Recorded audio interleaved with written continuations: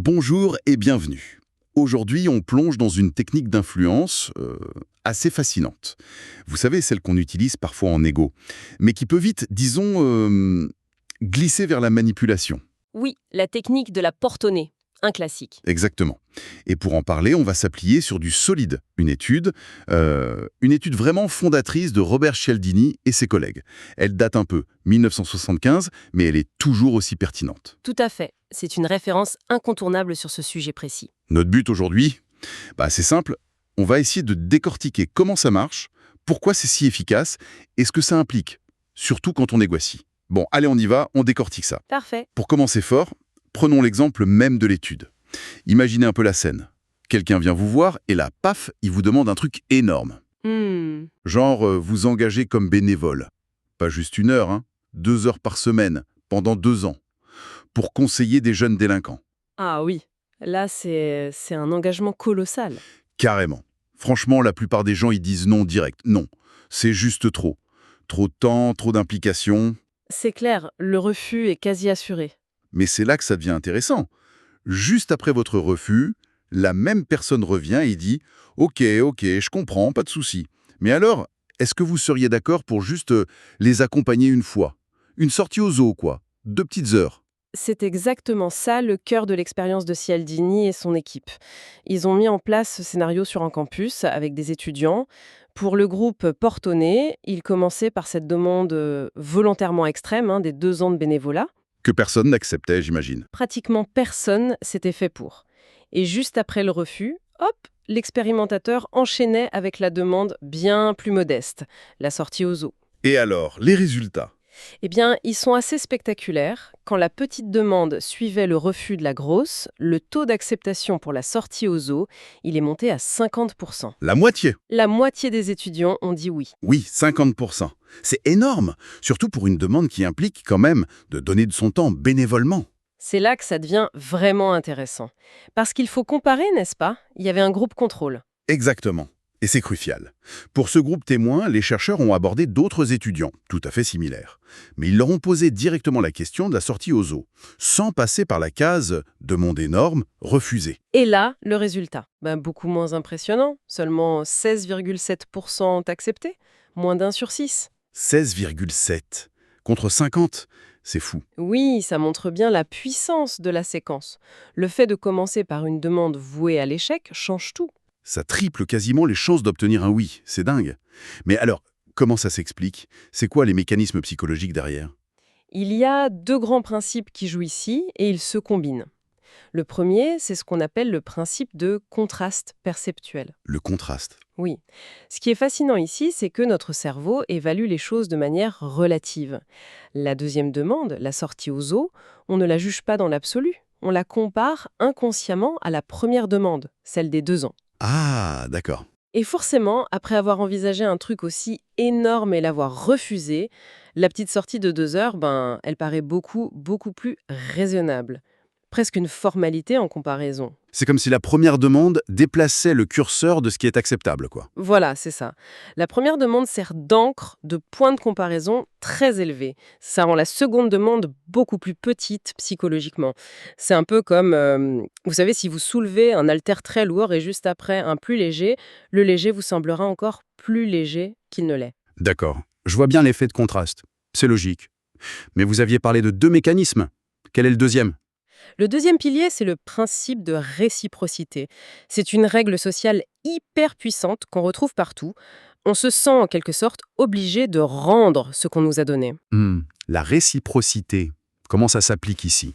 Eh bien, quand la personne qui demande retire sa première requête, la grosse, et la remplace par une plus petite, c'est perçu souvent, sans qu'on s'en rende compte, comme une concession. Ah, comme si elle faisait un effort, un pas vers l'autre. Exactement. Elle semble dire « Bon, d'accord, j'ai peut-être visé trop haut, je réduis mes exigences pour vous. » Et cette concession, même si elle est calculée, elle active chez nous cette fameuse norme de réciprocité. Et donc, on se sent un peu obligé de faire une concession aussi. C'est ça, il y a une sorte de pression sociale, même légère, à répondre à la concession par une autre concession. Et dans ce cas, la concession la plus simple, la plus évidente, c'est quoi? Accepter la deuxième demande, celle qui est devenue raisonnable. Voilà, c'est un échange tacite. Tu as baissé ta demande, je fais un geste en acceptant cette nouvelle demande. C'est vraiment la combinaison des deux. Le contraste rend la demande acceptable et la réciprocité nous pousse à l'accepter. C'est ça qui fait la force du truc. C'est super clair. Contraste plus réciprocité égale efficacité. Et là, on voit tout de suite l'application de négociation, c'est évident. Ah bah oui, Si je veux vendre ma voiture à 10 000 euros, je pourrais peut-être commencer par en demander 13 000, histoire de... c'est l'application la plus directe, oui. Que ce soit pour vendre quelque chose, négocier un salaire ou même des conditions dans un contrat. La stratégie, c'est de partir d'une position initiale, volontairement haute. Un prix bien au-dessus de la cible, des conditions très dures, un salaire très élevé. D'accord. Et cette première demande un peu gonflée, elle sert à quoi exactement? Plusieurs choses. D'abord, ça ancre la discussion. Ça fixe un point de référence élevé.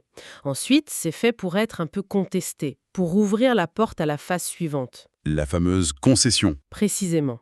Après la réaction initiale, souvent un refus ou une contre-proposition basse, le négociateur va faire un geste. Il va baisser son prix, assouplir un point, revoir ses demandes. Et là, ça a le même double effet que dans l'étude. L'offre révisée paraît plus raisonnable grâce au contraste avec le point de départ élevé. Exactement. 10 000, ça sonne mieux après avoir entendu 13 000. Et en même temps, L'autre perçoit ça comme une concession. Et il se sent poussé par la réciprocité à faire un geste aussi. voilà, soit il accepte l'offre à 10 000, soit il remonte sa propre offre plus qu'il ne l'aurait fait si on avait démarré plus bas. La concession du premier achète en quelque sorte une concession de l'autre. Si on regarde ça plus largement, toute négociation réussie repose souvent sur ce jeu de concession mutuelle. La porte au nez, c'est une manière de structurer ce jeu dès le début. Mais est-ce que ça marche tout le temps?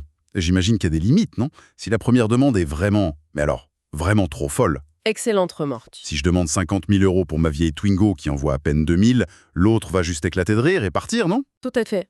C'est la limite principale.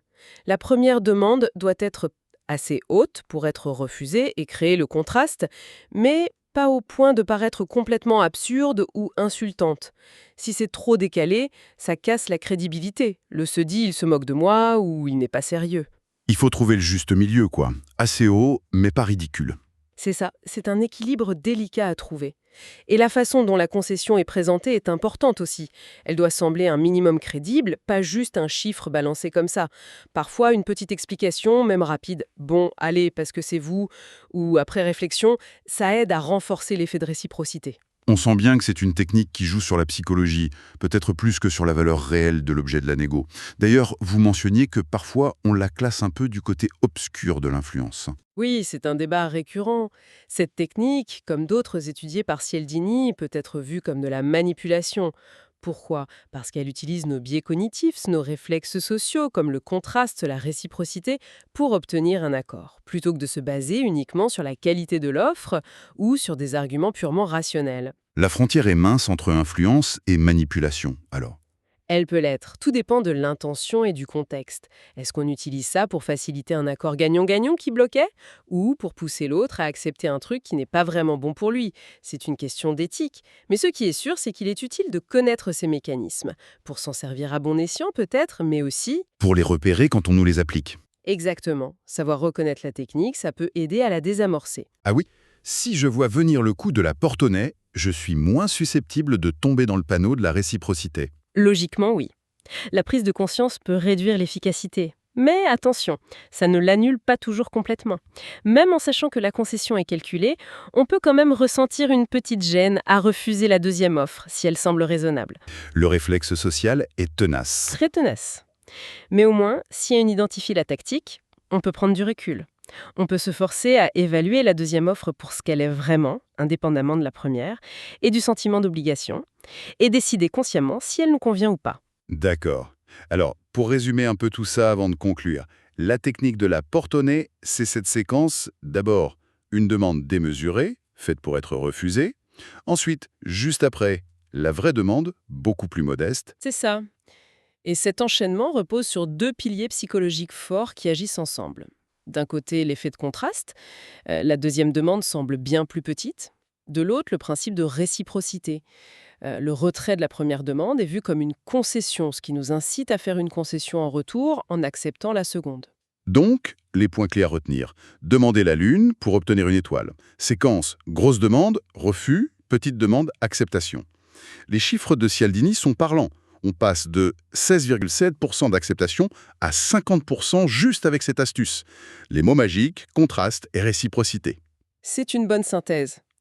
Et ça nous amène peut-être à une dernière petite réflexion, une question un peu ouverte. Ah, On a vu que tout repose sur le refus initial. Pas de refus, pas d'effet porte-nez. Mais est-ce que la manière dont on refuse la première fois, ça pourrait jouer un rôle? C'est-à-dire, comment ça?